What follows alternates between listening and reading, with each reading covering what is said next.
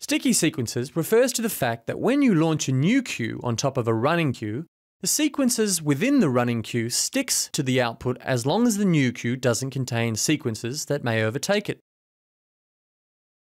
Let's have a look at another example. Imagine we have in show memory 3 queues. The first one has its A slot occupied by a dimmer chase. Slot B is empty, slot C runs a gobo sequence, and slot D is also empty. Queue number 2 is programmed like this.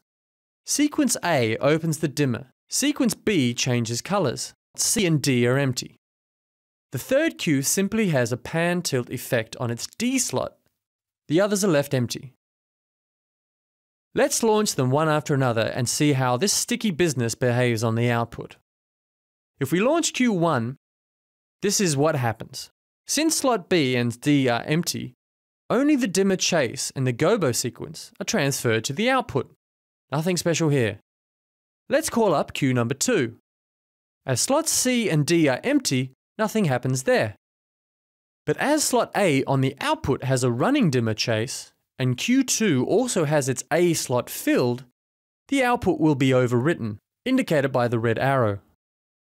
The black arrow indicates that the gobo sequence will stick to the output as nothing overwrites it.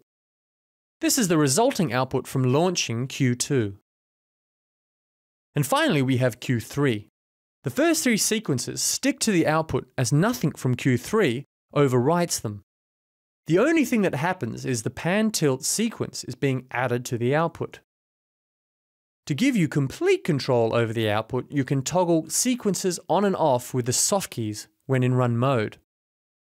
A little last thing to mention is that this concept of sticky sequences sometimes is referred to as sequence transparency.